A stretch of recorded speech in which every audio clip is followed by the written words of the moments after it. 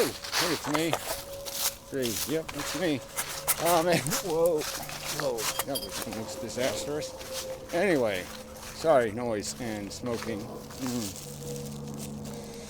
Yeah, good stuff. Yeah, old fan did this one. Thank you. Thank you. Winston's real cigarette.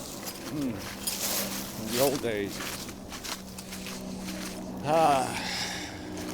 Tastes good like a cigarette should. I believe that was the slogan. Anyway, it's kind of, yes, satisfies the addiction quite adequately. Anyway, very nice though. And thank you also to Canada, who is also sending cigarettes. Very nice. Has something to do with me turning a certain age or something, but never mind that. Anyway, right, that Carla bitch. Carla, whatever, Dila, blah, blah, blah, blah, whatever it is. All right, now this stupid determinism stuff keeps coming up. People keep talking like you can't talk about preventing. Yes, you can. Things aren't inevitable, okay, beyond the fact that we play a part in the inevitability. All right, you can't say that the world would be exactly the same if I, right now, because I just want to prove determinism, I run headfirst into that tree and die. The world will be different. People's lives will be changed. Their course will be altered. And it'll be a different world than if I didn't do that. That is a truth. Now, there will be an inevitable. I will choose not to run into the tree, and I just chose not to run into the tree. But that fact that I chose that was up in the air, so to speak, from our perspective. We couldn't tell until I had the internal conversation and decided not to. And this external conversation is essentially the same as the internal conversation. It is a mechanism that must take place, okay? The future can't happen certain ways unless we do certain things. And we won't do those certain things unless somebody runs into us unless we have this conversation. That's just the truth. So it's just so stupid and infantile to keep claiming, especially claiming while you put messages on a message board as if you're doing that for some reason. What's your reason if you do not think you can alter or change somebody's mind and therefore change their behavior? Why else would you post comments, idiot, unless you plan on affecting the people reading them, you crazy bitch? Sorry, I shouldn't get mad, but I'm just so sick of this distraction. The video was not about determinism. It's about a word we all have common experience with, and it's called prevention. Passing laws against drunk driving reduces how many people get killed on the highway. It's a fact, not a fiction, not a fable, not a fairy tale. And those laws don't get passed unless people talk about it, you crazy person. And so I'm going to talk about preventing harm, silly person, in the hope that people will understand and prevent harm. Change the future by acting differently because of the conversation. You can't understand that? Tell me you can't understand that and I'll just block you because you're too frickin' stupid. Jesus. Anyway.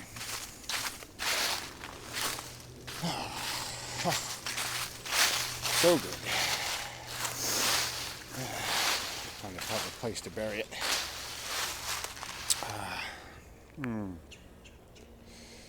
All right, enough of that, I think. I mean, somebody tried to explain to her, or it, whatever it is. I don't think it could be a her, it's too stupid. I don't wish to insult women by claiming that this Carla thing could possibly be a woman. At least not one of normal definition. Anyway, all right. Yeah, somebody attempted arguing and explaining, but they didn't get anywhere. and somebody who I'm going to argue with too, but I'm not going to remember their comments, so I can't even argue with them right now.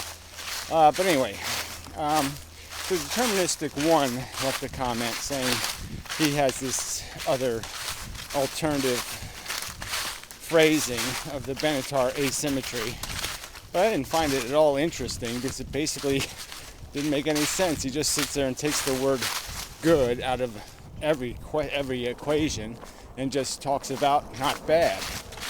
And frankly, I don't think preventing harm isn't just not bad. It is in fact unbad. It's ultra unbad. It is undoing, preventing bad, which is more than just not bad. Preventing bad is sensibly called good. So I don't really understand your rephrase. I mean, I guess it has the advantage of getting rid of the word good, which is messy, but no, the word positive, when you eliminate a negative, it is a positive. There's just no other way to look at it. The question is there any other kind of positive besides eliminating a negative? And I don't think there is, realistically. So anyway, but there's always been some kind of undercurrent of disagreement about these fundamental value questions with me and determinism. One guy, he's much more of a nihilist than I am, or whatever you call that. So anyway, is there any other commenter I have to deal with? Yeah, the other comment by the whatever name it is, person, if I can remember it.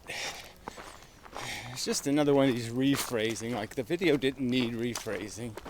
The video is making a simple point about the word need, the idea of an imperative, an obligation, a require, something that requires attention, like something that's broken, fixing something that's broken, and making something that is in and of itself good are two different things, and yet we don't really have conceptual words to make the distinction between those two kinds of good, quote unquote.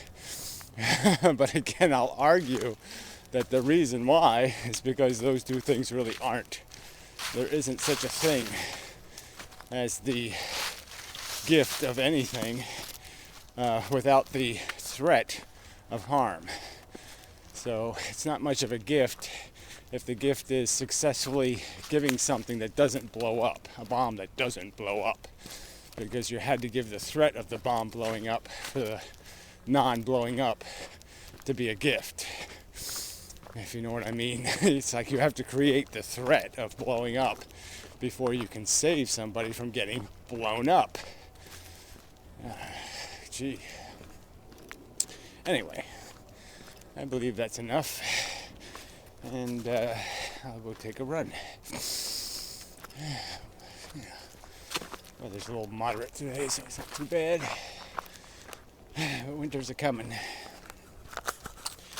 Couple days. Ooh, cold. Anyway, yeah, that's good. Yeah, I'm just tired. Just gotta get back. Gotta fix this tired thing. It's irritating me. These little birds. Feel bad for them in the winter. It's kind of a tough life for little birds. Anyway, yeah, that's enough. Until next time. Hey, it's me. Yeah, a big gang of runners just went by. Anyway, yeah, it's good stuff. Anyway, okay, on the subject of good and bad, right?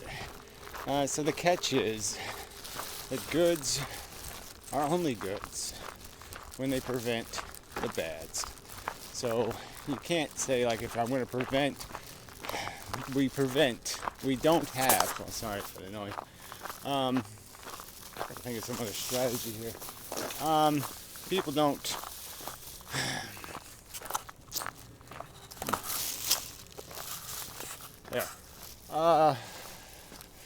you don't miss a good In the sense that if there's nothing, you don't say it needs to be in a good condition.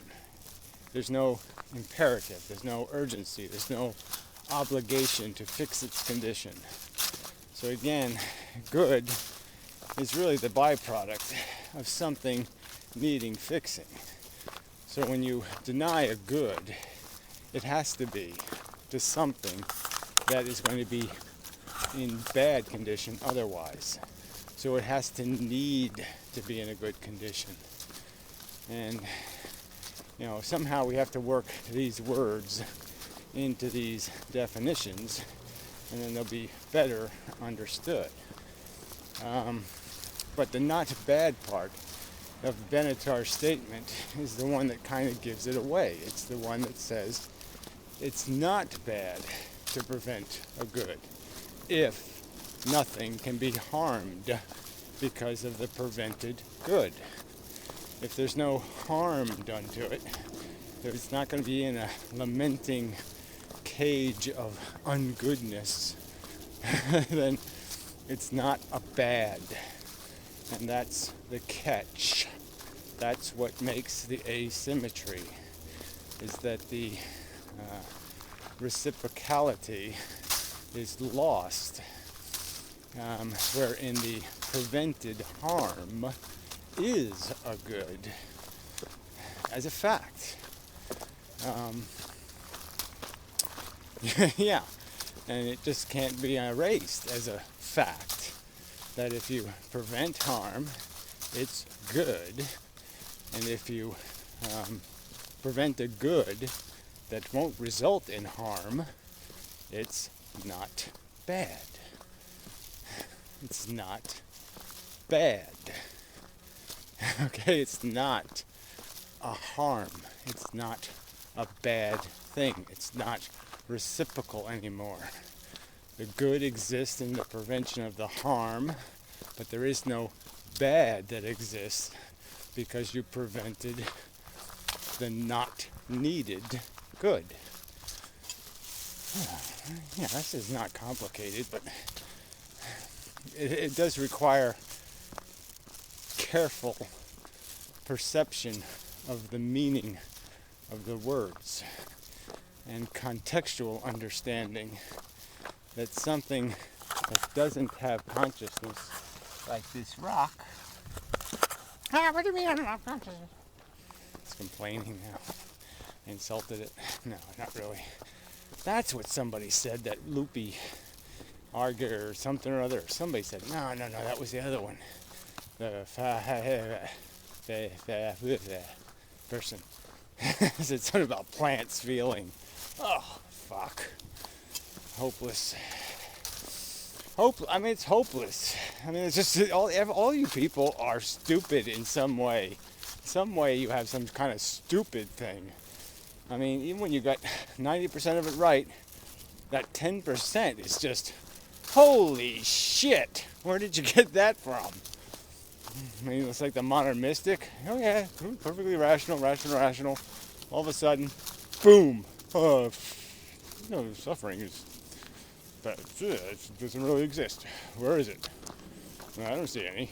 yeah. It's not material, therefore it doesn't exist. Oh, fuck.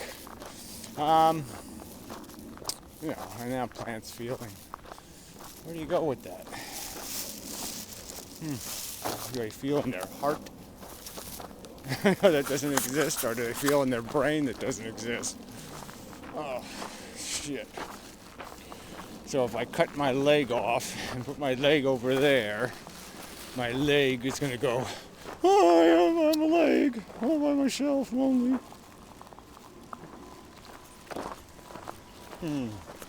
I don't think so. I don't think my leg will have a consciousness, and therefore I don't think it will feel anything, or think anything, or want for anything, or need for anything. Jeez. Anyway. Oh, it's just so discouraging. I just don't. I'm trying to get better, but I just don't seem to be getting better enough. I just don't have the strength for this. Anyway, it's crunchy time, so I'll cut you a break. So until next time, and such and so forth and whatnot. And thank you, old fan, once again.